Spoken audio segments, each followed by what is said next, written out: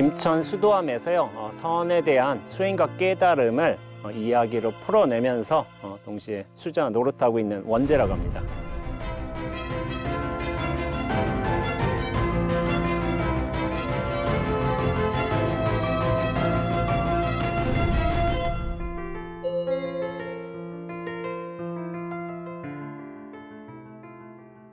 코로나가 이제 끝나가고 이제 일상으로 돌아가는 시점인데 저는 좀 그다지 큰 차이를 못 느꼈던 것 같아요. 왜냐하면 코로나 시작 때부터 저희가 산사에 살아서 그런지 몰라도 어떤 일상의 어떤 구체적인 경험들이 많이 와닿지 않는 경우가 많았거든요. 물론 제가 첫 책을 내고 두 번째 세계 일주 책 냈을 적에 뭐 북토크라든지 강연 같은 게 사실 많이 줄긴 했어요. 그렇다고 해도 수도함에 계속 찾아오신 분들은 찾아오고 저로서도 이 산사에서 제가 개인적으로 할 수 있는 작업들은 계속 해나가고 있어서 어떤 큰 차이는 많이 못 느낀 것 같습니다.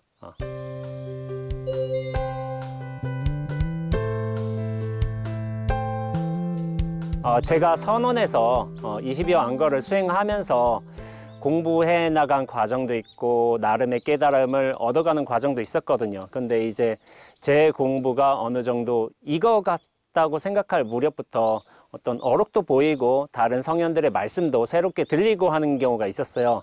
그래서 이런 것들을 제가 한번 책으로 엮어보자 해서 나오게 된 게 사실은 질문이 멈춰지면 스스로 답이 된다, 그 글들이거든요. 그런데 글들을 통해서 제 개인의 경험, 어떤 선사들이나 다른 유명한 이제 선지식들의 어떤 깨달음의 경험들을 소개하는 것도 좋지만은 영상으로서 그것이 좀 더 직접적으로 와닿을 수 있지 않을까, 그런 관점에서 여러 세계의, 한국뿐만 아니라 세계의 여러 선지식의 어떤 경험들도 소개하고 저 자신의 경험과도 결부지어 가면서 좀 더 진정성 있게 다가가면은 많은 이들이 그 수행을 통해 자신의 본래 면목을 찾는 데 도움이 되지 않을까 해서 그렇게 채널을 시작하게 되었습니다.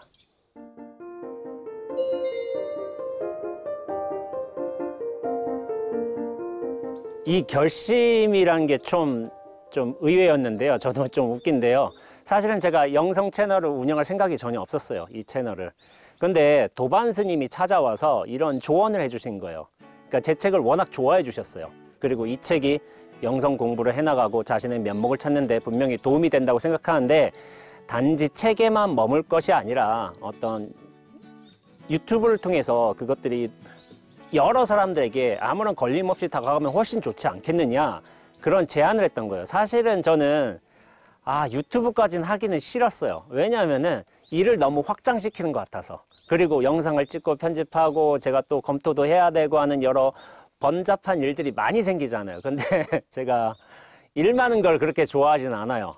또 크게 확장한 것도 좋아하지 않고, 그러다가 도반 스님이 내 책이면 내 경험 약간 결부지어서 설명은 할 수 있겠는데 그렇게 어려운 일은 아니겠는데 라는 생각이 들어서 그냥 시작하게 됐어요. 가벼운 마음으로 시작하게 되었고, 유튜브가 이제 진입장벽이 높다고 하는데 그런 느낌 있잖아요. 근데 저는 사실은 이런 채널을 운영하면서 느끼게 된 게 진입장벽이 그렇게 높지 않을 수가 있겠구나, 그런 생각을 하게 됐어요. 왜냐하면은 유튜브 채널을 거대하게 조직적으로 운영하는 분들께서는 당연히 이제 뭐 카메라 PD도 있고 편집자도 있고 내용도 있고 뭐 스튜디오도 있고 하겠지만은 사실은 우리 수자들이 유튜브 채널을 운영한다 한다면은 그냥 핸드폰 하나만 있어서 영상 찍고서 그것을 유튜브에 업로드하면 끝이거든요. 사실 별건 없어요.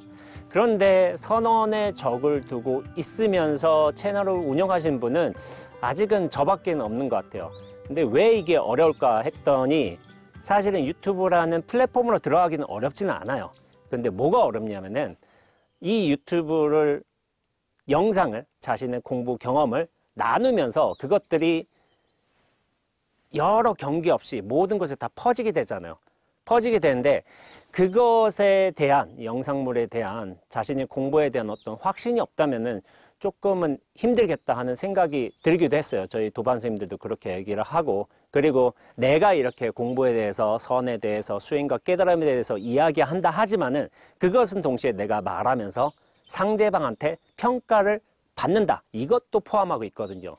그래서 어떤 당신의 공부가 잘 어느 정도 익었다고 생각하고 또 안정화되었다고 생각한다면은 유튜브 채널을 시작하면서 자신의 공부한 내용들도 대중들과 나누는 것도 저는 좋다고 생각을 하고 있는데, 이러한 자신감, 약간의 공부의 안정성, 그런 것들이 좀 부족하셔서 들어가기가 쉽지는 않은 것 같다는 생각을 하고 있습니다.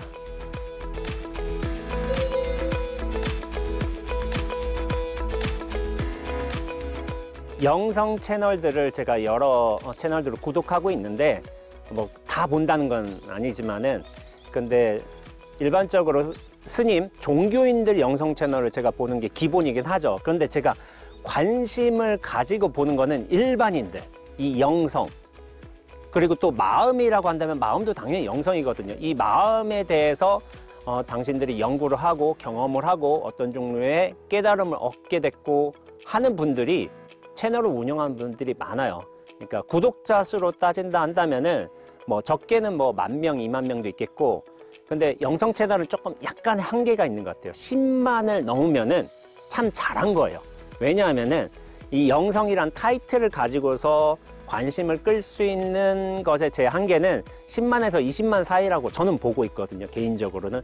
그러니까 그것이 법륜 스님처럼 광범위한 역할을 하시죠. 통일 문제도 하시고 수행도 하시고 일상의 경험도 하시고, 그렇게 여러 분야들을 다루시면은 100만까지 넘어설 수 있지만은 영성이란 특수한 어떤 주제를 가지고 한다면은 저는 10만대가 최고대라고 볼 수 있지만은, 요즘에 일반인들 중에, 특히나 젊은 사람들 중에 그런 자신의 어떤 고통, 진리에 대한 어떤 갈구, 그리고 자신들이 겪어오는 어떤 시행착오들, 그러면서 깨달은 어떤 내용들, 그런 것들을 소개하면서 영성의 발전을 도모해주는 그런 채널들이 굉장히 많거든요. 저는 그런 분들의 채널을 보면서 굉장히 좀 자극을 많이 받는 것 같아요. 많이 배우기도 하고. 왜냐하면은 저는 종교라는 테두리 안에 들어와 있잖아요, 불교.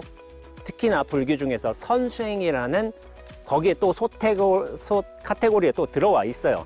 그러니까 예전에는 우리가 영성이란 걸 추구하기 위해서는 종교 안으로 들어와야 됐어요. 근데 지금은 사람들이 종교 안으로 들어오지 않고 있어요. 그냥 자신의 일상에서, 그대로의 삶에서 영성을 곧장 체험하고 그것들을 경험하면서 깨달음을 나누고 있는 시대예요. 그러니까 제가 여러 종교인들의 채널을, 영성 채널을 구독하고 있기는 하지만은, 일반인들의 채널들을 구독하면서 느끼는 게 뭐냐면은 되게 일상스러움, 자연스러움, 그리고 그 어휘에 굉장히 편안함, 그걸 많이 느끼고 있어요. 그러면서 사람들이 그것에 대해서 오히려 편해진 거죠. 왜냐하면 종교로 안 들어가도 되니까. 그리고 일상의 삶에서 이것들을 구현하고 있으니까. 그렇게 저는 일반인들이 운영하는 영성 채널들을 보면서, 야, 보편의 언어를 가지는 게 굉장히 중요한 거구나. 그리고 일상적인 경험들을 나누는 게, 자신의 어떤 솔직함으로써 나누는 게 참 중요하구나 하는 생각이 들어요. 그분들이 또 수준이 절대로 낮지가 않아요. 굉장히 높은데 다만 종교적인 언어, 개념적인 언어를 최대한 적게 사용하면서 그것들을 나누고 있는 모습들을 보면서, 아, 참 영성이 유튜브로도 이렇게 발전하는 시대가 왔구나 하고서 좀 감탄하는 면도 있습니다.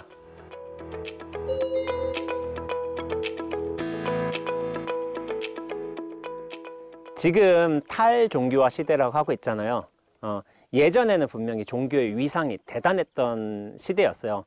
예전에 어떤 스님께서 말씀하시기를, 이를테면 80년대가 된 때만 하더라도 이제 새해 벽두가 되면은 각 종교계의 어떤 수장들, 어르신들이 어떤 신년의 법어를 내리세요. 그럼 신문의 일면으로 딱 차지하고 나온 시대가 있었어요. 그만큼 종교가 전성되는 시대였는데, 지금에는 그렇지가 않죠. 종교에 대한 관심이 사람들이 뚝 떨어졌잖아요. 그리고 그렇지만은 사람들의 관심이 떨어지지 않은 게 있어요. 그건 뭐냐면은 자기 마음에 대한 관심인 거예요. 그런데 이 마음은 꼭 종교 안으로 들어간다고 해서 탐구할 수 있는 게 아니거든요. 그 어떤 종교란 게 여러 형식들을 거칠 수도 있죠. 어떤 종교적 예의라든지 어떤 개념이라든지 이런 것들을 거칠 수 있지만은 마음에 대한 탐구는 종교인이 되지 않고서도 또 종교 생활을 하지 않고서도 그거 할 수 있단 말이요. 그런데 예전에는 이 마음에 대한 탐구가 영성이란 이름, 불성이란 이름, 하나님에 대한 이름을 빌어서 종교 안에 들어가서만 할 수 있었지만은 지금은 곧장 사람들이 할 수 있는 시대예요. 왜냐하면 그것에 대한 어떤 불성이나 하나님, 어떤 진리에 대한 탐구의 기록들이 널리 퍼졌어요. 예전에는 약간 은밀하게 하는 경향성도 있었거든요. 이것이 워낙 소중하기 때문에, 귀하기 때문에. 그렇기 때문에 영성 추구는 마음의 근원을 밝히는 것은 야, 저런 스님들이나 하는 거야. 우리는 관련이 없어. 이렇게 생각했는데 그 비밀들이 공공연하게 다 드러났어요. 그래서 실제로 일반인들 중에서도 자신만의 안목을 열고 깨달음을 이야기하는 시대가 되었거든요. 그런데 그게 원래 맞는 거예요. 맞는 것이기도 하고 마음에 그렇게 수행이란 게 어떤 특정 종교인만 할 수 있는 게 아니라 일반인들도 해 나갈 수 있고 자신의 안목을 성취할 수 있으며 깨달음을 얻을 수 있다. 이것들이 훨씬 더 부각이 된 게 지금의 어떤 유튜브 채널을 통해서 그 영성에 대한 가르침을 통해서 펼쳐지고 있는 듯 합니다.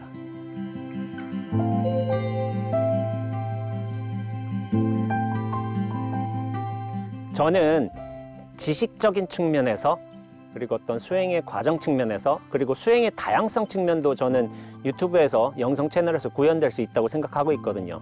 참 신기한 일인 거예요. 내가 이런 산골짜기에 있으면서도 저 미국에서 영성가가 하는 내용들을 내가 유튜브로도 볼 수 있어. 저 사람이 어떤 말 하나. 예전에는 직접 만나든지 책을 번역해서 내가 읽는다든지 하는 방향을 취했잖아요. 근데 이 산골짜기에서도 저도 이역 말리 타지에서의 어떤 영성가의 말을 보는 거예요. 그 자리에서 듣는 거예요. 그러니까 이게 참 신기한데 그만큼 어떤 경계나 장벽이 없어졌지요.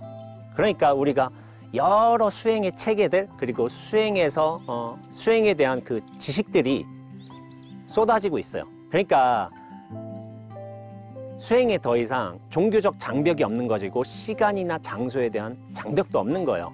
그렇기 때문에 우리가 수많은 정보들을 취합할 수 있는 게 유튜브의 장점이에요. 분명히 거기에 대해서 여러 알지 못했던 영역들에 대한 어떤 지식들도 얻을 수 있고 체계화도 할 수 있고 하지만은 저는 이것들이 어떤 알매 자량 측면에서는 분명히 도움이 된다고 생각하고 있어요. 그런데 이 자신의 면목을 확인한다는 것, 깨달음을 얻는다는 것은 단지 알매 수준에서 멈추는 게 아니거든요. 그게 뭐냐면은 자신의 안목이 크게 확장되면서 삶의 낱낱 경계에서 확인이 돼야지 그게 진정한 의미의 저는 깨달음이라고 보고 있습니다. 그러니까 알매 측면에서는 분명히 도움이 돼요. 그렇지만은 저는 이 공부의 끝은 사람을 만나야 된다고 생각하고 있어요.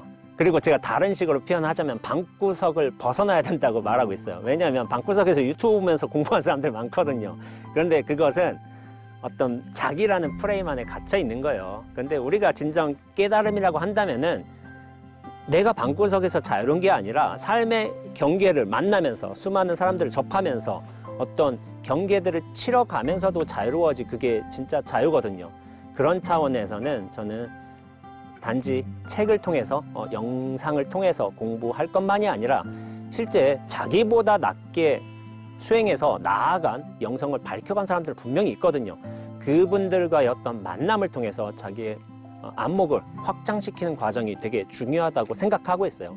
유튜브는 분명히 동기부여를 할 수 있는 소스들이 넘쳐나는 곳이에요. 그러나 그 끝맺음을 하기 위해서는 사람 사이의 만남에서 자극을 받고 변화가 일어나야 한다고 생각하고 있습니다.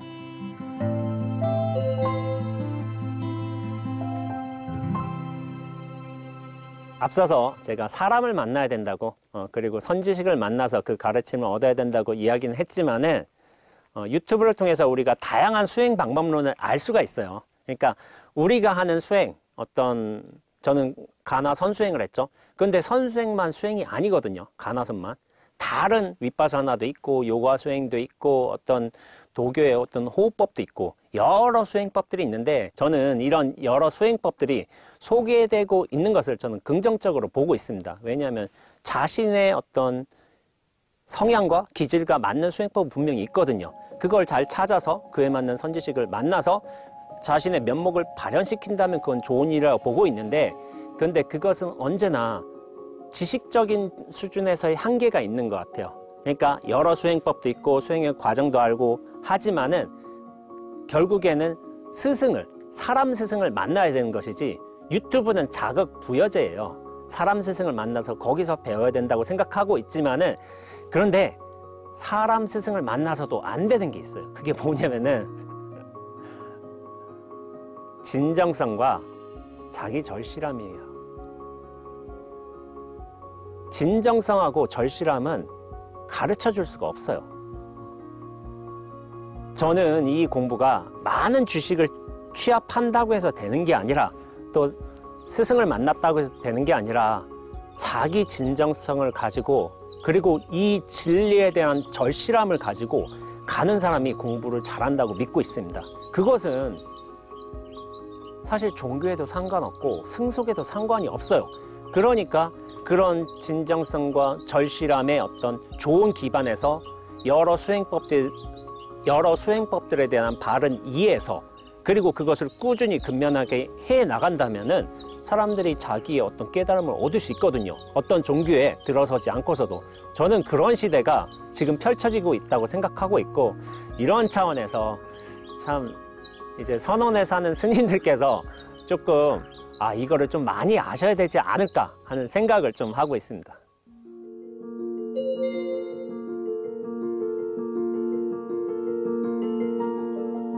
제가 여러분들께 많이 알려지게 된 계기는 제 첫 책, 이제 질문이 멈춰지면 스스로 답이 된다, 그 책을 내고서 참 여러분들께서 많이 좋아해 주신 것 같아요. 책도 많이 팔렸고, 여러 이제 어른 스님들한테 뭐 칭찬도 받고, 지금 그 책의 영향을 받고서 많은 분들께서 또 찾아오시는 것 같아요.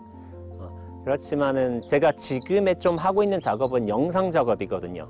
물론 글을 통해서 우리가 배움을 얻고 좀 깨달음을 좀 자극도 받고 할 수도 있지만은, 영상이라는 게 굉장히 직접적인 영향을 미치는 것 같아요. 왜냐하면 이제 말투도 그렇고 손짓도 그렇고 표정도 그렇고 이게 다 말이잖아요, 어떻게 보면은. 그런데 이 영상을 통해서 어떤 감화를 받는 분들도 분명히 계신 것 같아요, 지금에 있어서는. 그래서 저는 올 한 해, 작년도 그랬지만 영상 작업을 좀 많이 하지 않을까 싶어요.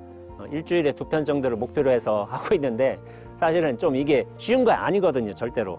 근데 근면히 한다면은 좀 할 수 있을 것 같아요. 그래서 이 영상 작업을 통해서 올해 한 해는 좀 보낼 것 같고, 내년 즈음에는 아마 제 2번째 수행책이 나오지 않을까 싶어요.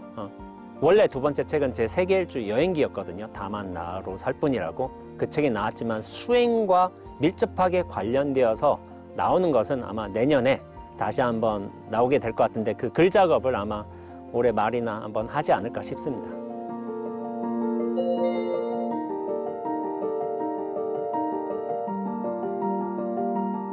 제가 얼마 전에 방거사에 대한 일화를 소개하면서 방거사의 어떤 일대의 어떤 깨달음을 요약할 수 있는 개송을 하나를 찾았어요. 이 개송을 제가 되게 좋아해요. 그 개송을 한번 소개시켜 드리겠습니다. 마음이 여여하면 경계 또한 여여하니 실다움도 없고 헛됨도 없도다. 있음에 상관치 않고 없음에도 얽매이지 않으니 이는 성현이 아니라 일을 마친 범부로다.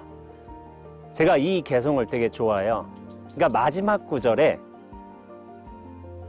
이 자신의 면목을 정말 철저하게 확인한다면은 성현이 되는 게 목표가 아니라 범부가 된다는 게 목표였다는 거예요. 그러니까 제가 종종 드리는 말씀 중에 중생놀이라는 말이 있거든요. 이 공부의 끝은 저는 성현이 되는 게 목표라고 생각지는 않습니다. 인연과 경계에 알맞게 자신의 역할을 온전하게 수행하면서 중생이 되는 것이, 그것이 오히려 이 공부의 정말 바람직한 끝이 아닐까라고 생각하고 있습니다. 물론 그래서 저는 중생놀이라고 이야기하고 있고, 저는 선원에서 이 수도함에서 수자 놀이를 하면서 그렇게 제 역할을 그렇게 본분을 다하면서 지내는 것이 저의 소명이 아닐까 생각하고 있습니다.